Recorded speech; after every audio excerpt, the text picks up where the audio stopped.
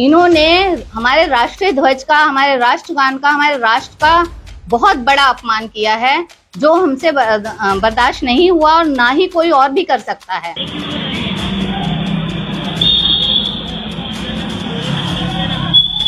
नहीं, झंडे का क्या अपमान किया गया, आप मुझे ये बताइए। मैंने कोई अपमान नहीं किया। क्यों? झंडा फहराना क्या आम आदमी का, नागरिक का अधिकार नहीं है? अभी आपकी मंत्री जी की रैली निकली है, सबके हाथ में झंडे थे, तो क्या वो झंडे लेके सारी रात खड़े रहे? ले जाके अपने घर रखे ही हो। चौहान है और हमारी जो संस्था है एक अनुसूचित जाति की वाल्मीकि संस्था है, गरीब बच्चों की संस्था है ये। मैं यहाँ पर प्रबंधक हूँ और वही सब उस दिन भी चल रहा था। 15 अगस्त को सारी तैयारियां, सब खुश थे, ध्वजारोहण होगा, राष्ट्रगान होगा, बच्चों के प्रोग्राम होंगे, मिठाई बांटी जाएगी और यही सब तैयारियां सारा स्टाफ मिलकर कर रहा था। इतने में ऐसे कोई 7:30-8 बजे की बात है, ये प्राइमरी सेक्शन जो कि संचालन संस्था ने बंद कर दिया है, जिसका शासन के लेटर पर कि शासन ने अनुदान बंद कर दिया था, तो 19 से संचालन बंद है। पर इसके बावजूद भी बच्चों के लिए वो आ रहे थे, बैठते हैं, कोई नहीं, आते हैं, पढ़ाते हैं, बच्चों को चले जाते थे, क्योंकि मामला जो है इन लोगों का माननीय उच्च न्यायालय में है। इस कारण संस्था ने बच्चों का नुकसान ना हो तो आने देते थे। आराम से 5 साल से आ रहे थे, पढ़ाते तो खैर नहीं थे, पर जो भी है कि आ रहे थे और बैठ के 2-3 घंटे चले जाते थे। अब 15 अगस्त को सुबह 7:30-8 बजे मेरे पास जूनियर की प्रिंसिपल हैं हमारी ममता शर्मा, उनका फोन आता है कि मैडम वो यहाँ पर अलग से झंडा फहराने की तैयारी कर रही हैं, भारती शर्मा अलग से झंडा फहराने। तो मैंने कहा मेरी आप फोन पर बात कराओ।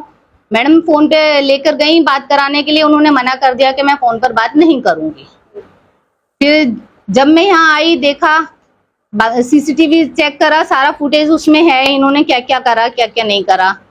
तो उन्होंने फटाफट से नीचे ईंटें लगा के झंडा लगाया, फहराया और साथ के साथ उतार के उसे लपेट कर एक साइड रख दिया, जो कि इनके अधिकार क्षेत्र में नहीं आता है। इनका कोई अधिकार नहीं है संस्था में इस तरह से अपनी मनमर्जी से झंडा फहराने का। ये इन्होंने हमारे राष्ट्रीय ध्वज का, हमारे राष्ट्रगान का, हमारे राष्ट्र का बहुत बड़ा अपमान किया है। उत्साह को देखते हुए उस समय तो फिर हमने प्रॉपर तरीके से जो स्वतंत्रता दिवस मनाया, बच्चों को मिठाई भी बांटी, झंडा भी फहराया और उसके बाद उनके प्रोग्राम भी हुए। फिर उसके बाद इस भारती शर्मा के लिए लेटर जारी किया गया कि आपने राष्ट्रीय ध्वज का अपमान किया है, राष्ट्रगान का अपमान किया है, जो कि माफी के लायक नहीं है, इसलिए आपका विद्यालय में आना वर्जित है। हाँ जी जी जी जी।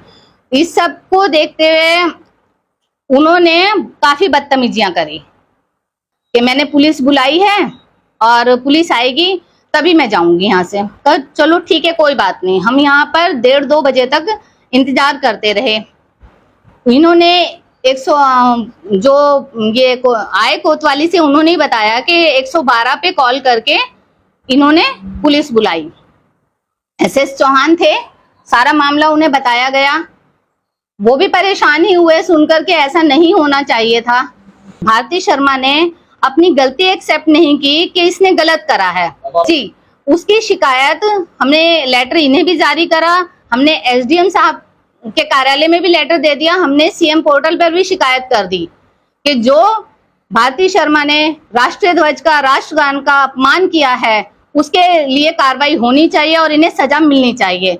मेरे अधिकार क्षेत्र में इतना ही आता था कि मैं इन्हें संस्था में आना वर्जित करूं, जो मैंने करा। पर अगर कोई उच्च अधिकारी के डिपार्टमेंट में, उनके ऑफिस में इस तरह की कार्रवाई होती तो वो तो पकड़ के सीधा जेल में डाल देते, जो कि होना भी चाहिए।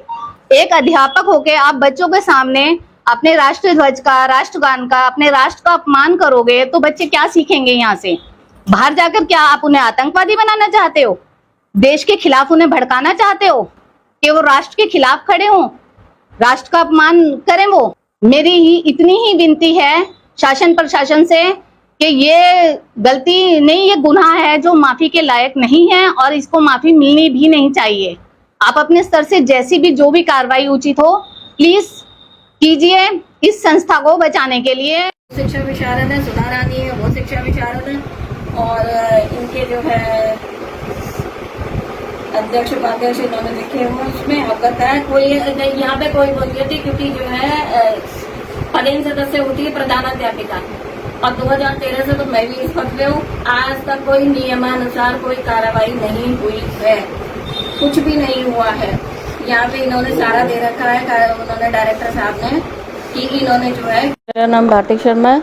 फिलहाल मैं 2013 से प्रधानाध्यापिका के पद पर हूँ और 2001 से मैं सहायक के पद पर थी, तो मेरा प्रमोशन हुआ है तब से।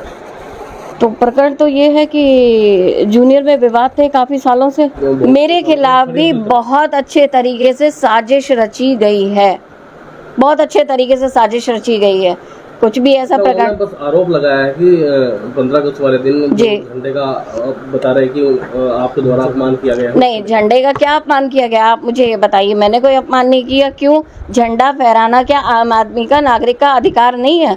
अभी आपकी मंत्री जी की रैली निकली है, सबके हाथ में झंडे थे, तो क्या वो झंडे लेके सारी रात खड़े रहे? ले जाके अपने घर रखे ही होंगे। अब मुझे मालूम है, जब ये मेरी हर चीज़ को खराब करती है। मुझे इसलिए 26 जनवरी भी इन्होंने मुझे नहीं वहाँ सेलिब्रेट करने दी। मैंने और मेरी सहायक अध्यापिका मतलब वहाँ इतना प्रकरण कर दिया इन्होंने कि हम वहाँ से वापस आ गए। अब क्या करते हैं? हमने सोचा इस बार हम अपना झंडा, इन्होंने मेरा ऑफिस बंद कर दिया, कोई कारण नहीं था। मैं स्कूल की छुट्टी करके जा रही थी, इन्होंने पीछे से लगा दिया। इन्हीं के ही चपरासियों ने कहा देखो देखो मैडम पलट के देखो। मुझे लगा शायद बुला रही हैं, लेकिन देखा तो नितिन इनका क्लर्क, ये खुद गीता चौहान और इनकी जो है जूनियर की हेड ममता शर्मा, ये तीनों लगे हुए उसमें कागज चिपका रहे थे और ताला लगा दिया। क्या जब 2001 से आप वहाँ पर तैनात थे, क्या आज 2 बार झंडा फहराया गया है या एक बार फहराया जाता है? नहीं, फहराया नहीं गया, लेकिन ये फहराने नहीं देती। छोटे बच्चों का मानना है, मतलब मेरे से वो क्वेश्चन पुट अप करते हैं, छोटे बच्चे को क्या समझाया जा सकता है? मैं कहा ठीक है बेटा, क्या हम नहीं फहरा सकते क्या? मैं कहा हम भी फहरा सकते हैं, आप खड़े हो ना, हम फहराएंगे। वो ठीक है, तो क्या हुआ? चीज देखी गई है, जी, उन्होंने दिखाई है सीसीटीवी जी कि आपने झंडा फहराया, राष्ट्रगान हुआ जी, और उसके 5 मिनट बाद झंडा आपने उतार नहीं, तो 8:30 बजे करीब मैंने, जब मैं यहाँ से चलने लगी उस समय मैंने कहा बेटा अब झंडा, बच्चों से ही मंगवाया, मैंने कहा बेटा झंडा नीचे नहीं गिरना चाहिए और झंडा ले आ, क्योंकि मुझे मालूम है मेरे खिलाफ साजिशें चल रही हैं। मैं अगर झंडा खोल करके यहाँ पे जाती छोड़ के, एक तो वो उस झंडे का अपमान जरूर करते, दूसरे ये वहाँ मेरे पास मेरे खुद के कमरे की चाबी भी नहीं थी पहले, ये तो ज़बरदस्ती मैंने लिया। गेट की चाबी मेरे पास 2019 से नहीं है, तो मैं आती कहाँ से इस स्कूल के अंदर? कैसे मैं उसे फ्लैग को उतार करके फोल्ड करके रखती? लेकिन मुझे ये पूरा पक्का पता था कि ये मेरे खिलाफ सोची समझी साजिश इन्होंने, जब मैंने इनका देख लिया प्रकरण, और ये साजिशें तो बहुत टाइम से चल रही हैं। आप एक टीचर है, आप टीचर होने जी के नाते हैं। जी तो जी, जिस तरह आपने किया है वो नियम विरुद्ध हुआ है? नियम विरुद्ध ठीक है कि अगर आप कहते हैं कि नियम विरुद्ध है ये, तो लेकिन आप मुझे उस सहायता में ये हेल्पलेस हुआ इसलिए कि ये मैं क्या करती, फिर मुझे बताइए। मैं अगर झंडा छोड़ करके जाती तो ये उस झंडे का अपमान ये खुद कर सकती थी, गिरा सकती थी, कुछ भी कर सकती थी ये उसको।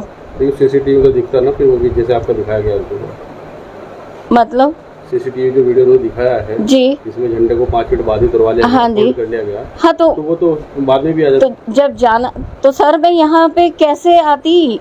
यहाँ तो लॉक जो लग जाता है उसकी चाबी मेरे पास नहीं है। दुकान वाले भैया को भी ये कह दिया गया है कि अगर तुम इसको औरत बोलते हैं मुझे, और मेरे को बोलते हैं कि करप्ट लेडी है, मतलब मैंने बहुत कुछ सुना अपने बारे में। इनके हस्बैंड इतने गंदे कमेंट पास करते जब हम वॉशरूम जाते हैं, मैं खुद भुक्तभोगी हूँ। अब आप मुझे एक बात बताइए कि इतने गंदे कमेंट आप पास करते, किस अधिकारी के सामने मैं जाकर के ये बातें बोल दूँ कि इतनी गंदी बातें इन्होंने मुझे कही गई हैं?